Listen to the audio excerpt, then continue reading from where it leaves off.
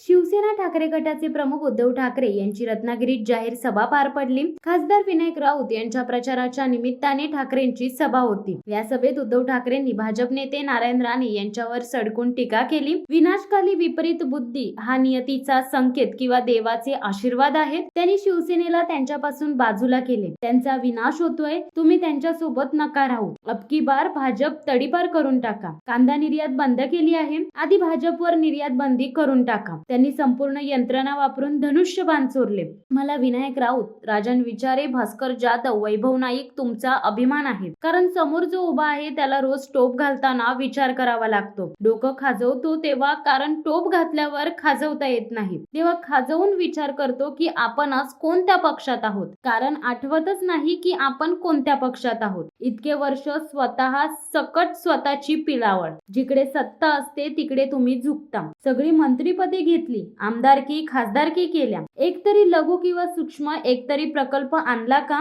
भाजप हुशार आहे, त्यांनी बरोबर तुमच्या कुवतीप्रमाणे लघु आणि सूक्ष्म दिले, अशी टीका उद्धव ठाकरे यांनी केली। आता निवडणुकीनंतर मायक्रोस्कोप आणतील, अतिसूक्ष्म म्हणजे कोरोनाचा जीवाणू दिसेल, पण हे नाही दिसणार, एवढे हे सूक्ष्म होते। पण मस्ती किती, तुम्ही आज गद्दारांना आमच्या अंगावर सोडून शिवसेना संपवायला निघालात। अहो, अनेक वर्ष हे सगळे जीवाला जीव देणारे शिवसैनिक बाळासाहेबांनी जोडून दिले होते। हे माझे वडिलोपार्जित वैभव आहे। मोदी, तुम्ही म्हणत आहात ही घराणेशाही आहे, आमची घराणेशाही या लोकांना मंजूर आहे, पण तुम्हाला शिवसेनेची घराणेशाही चालत नाही। तुम्ही शिवसेना प्रमुखांचा फोटो लावता, नालायक माणसे सगळी, अंगात कर्तृत्व नाही। तुम्ही माझी शिवसेना धनुष्यबाण माझे वडील चोरत आहेत, कर्तृत्व शून्य माणसे आहात। तुम्हाला गद्दार आणि गुंडांची घराणेशाही चालते हे दुःख अटलींना वाटत असेल, असा दावा देखील उद्धव ठाकरे यांनी केला। कोकण हा सुसंस्कृत आहे। देवेंद्र फडणवीस काल कोकणात येऊन गेले,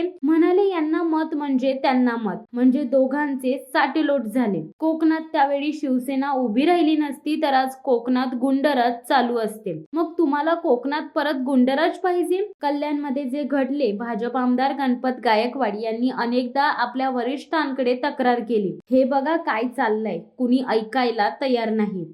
शेवटी एवढा उद्विग्न झाला, त्यांच्या मुलाला पोलीस ठाण्यात मिंदेंच्याच मुलांनी धक्काबुक्की केली तरी पोलिसांनी काही करायला तयार नाहीत, म्हणून बाप म्हणून त्यांनी गोळ्या झाडल्या। त्यांनी म्हटले देखील आहे की जोपर्यंत या मिंदेंच्या हातात सत्ता राहील तोपर्यंत महाराष्ट्रात गुंडांचे राज्य राहील। ते आज जुलूम जबरदस्तीने कारभार करू इच्छित आहेत, असा आरोप देखील रत्नागिरीच्या सभेतून उद्धव ठाकरे यांनी केला आहे। हा एक नियतीचा संकेत किंवा देवाचे आशीर्वाद आहेत की त्यांनी शिवसेनेला त्यांच्यापासून बाजूला केली, की त्यांचा विनाश होतोय, तुम्ही नका राहू त्यांच्यासोबत, जाऊ दे त्यांना, बुडतायत बुडू द्या। अबकी बार भाजपा तडीपार करून टाका।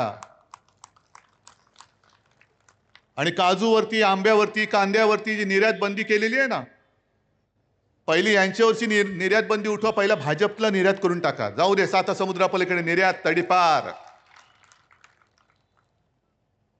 पण मला यांचा सगळ्यांचा खरंच अभिमान वाटतो। हे ठीक आहे की त्यांनी संपूर्ण यंत्रणा वापरून शिवसेना चोरली, धनुष्यबाण चोरलं, पण विनायकरावजी मला तुमचा अभिमान आहे। भास्करराव, वैभव, राजन सगळे म्हणून इकडे बसलेत, मला तुमचा अभिमान आहे, कारण समोर जो उभा आहे त्याला रोज टोप घालताना विचार करावा लागतो। डोकं खाजवायला मिळतं तेव्हा, टोप घातल्यावरती मिळत नाही, तेव्हा खाजून विचारतो, अरे आज कोणत्या पक्षात होत आपण? हा बघा, तुम्ही विचार करा त्यांना, कारण आठवतच नाही काल कोणत्या पक्षात होतो, आज कोणत्या पक्षात आहे। इतके वर्ष स्वतः सकट स्वतःची पिलावळ, ही जिकडे सत्ता असते, जिथे सत्ता तिकडे तुम्ही झुकता।